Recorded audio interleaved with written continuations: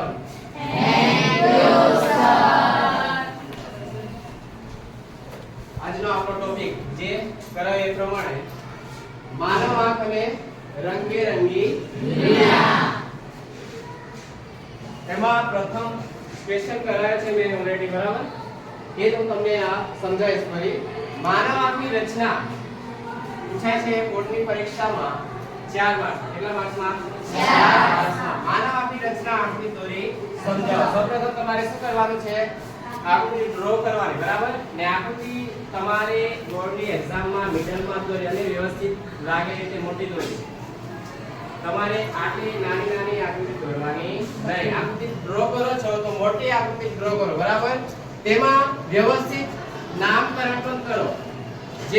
જેમ કે અહીંયા આંખ દોરી મે, બરાબર? આ આંખ રચના દોરી છે તો ઉપરનો ભાગ, જેમ કે આપણી આ ઘડિયાળ હોય છે, ઘડિયાળમાં ઉપરનો જે કાચ હોય છે પારદર્શક. કેવો હોય છે?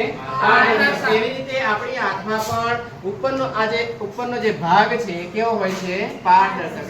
એને જ કહીએ છીએ પારદર્શક પટલ. અને બીજું નામ શું છે? કોર્નિયા. ત્યારબાદ એની અંદરનો ભાગ કયો?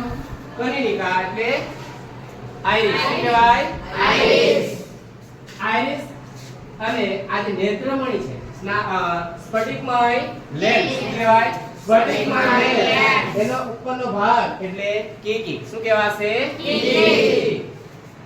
અને આ જે નેત્રમણિ છે, સ્ફટિકમય લેન્સ, એ અહીંયા જે ભાગ છે એને જકડી રાખવાનું કાર્ય કોણ કરે છે? જેમ કે સિલિયરી સ્નાયુઓ.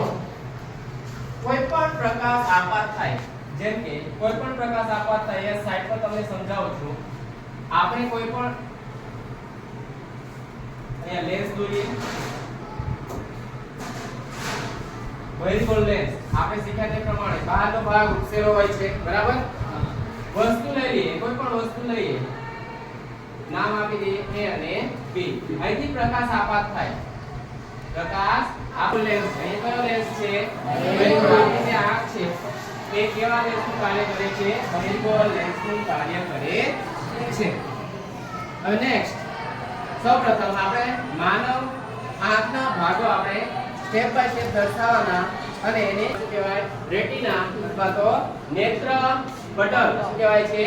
નેત્ર પટલ. અને ત્યાં તે કેન્દ્રિત થઈને વાસ્તવિક અને ઉલટું પ્રતિબિંબ રચે છે. બિંદુવત.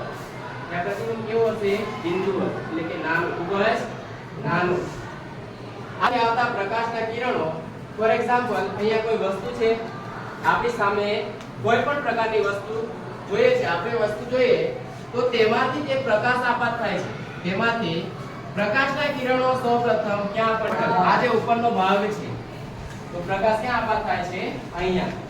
પ્રકાશના કિરણો આ જે ભાગ છે પારદર્શક પટલ, ત્યાં આપાત થાય છે અને વક્રીભવન થઈ સામે દ્રષ્ટિ દેતા રેટિના પર ત્યાં કેન્દ્રિત થશે. પ્રતિબિંબ વાસ્તવિક અને ઉલટું મળે છે. ત્યારબાદ ત્યાં વિદ્યુત સંદેશો ઉત્પન્ન થશે. આ રેટિના પર શું ઉત્પન્ન થાય છે? વિદ્યુત સંદેશો. ને આ વિદ્યુત સંદેશો કોણ પહોંચાડે છે મગજ સુધી? તો દ્રષ્ટિ. એટલે આયાથી વિદ્યુત સંદેશો. આંખનો લેન્સ એ કેવા પ્રકારનો લેન્સ છે? કોને આવડે છે? આવડે? ખાધું છે. આપણે બે પ્રકારના લેન્સ ભણ્યા હતા, બરાબર? આગળના ચેપ્ટરમાં પ્રકાશ પરાવર્તન અને વક્રીભવન જે ચેપ્ટર જોયું, એમાં બે પ્રકારના લેન્સ ભણ્યા હતા. તો આપણે જે આંખ, બરાબર, એ કયા પ્રકારના લેન્સનું કાર્ય કરે છે? Please stand up. Very good. Sit up. કનિનિકાનું કાર્ય શું છે? કનિનિકાનું કાર્ય શું છે? આપણી આંખમાં કનિનિકા એટલે કે આઈરિસ, એનું કાર્ય શું છે? કોને આવડે છે? Please group stand up. હા, વેરી ગુડ. તો સિલિયરી સ્નાયુઓ જોવાનું બાકી છે, તો આપણે રેટિનાનું કાર્ય પૂછીશું. રેટિનાનું કાર્ય, નેત્રપટલનું કાર્ય શું છે? આપણી આંખમાં નેત્રપટલનું કાર્ય શું છે? કોને આવડે છે? બોલો. શું કાર્ય છે રેટિનાનું? Please stand up. આપણા આંખના પ્રકાશનો મગજ સુધી પહોંચાડે.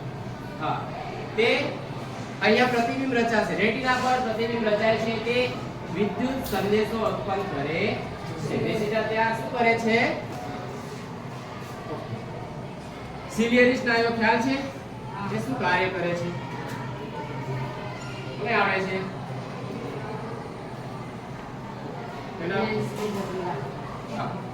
સિલિયરી સ્નાયુઓ લેન્સને જકડી રાખવાનું કાર્ય કરે છે. કોને જકડી રાખવાનું? વ્યાસ કેટલો છે? Please stand up. 2.3 centimetre. Very good. Sit down.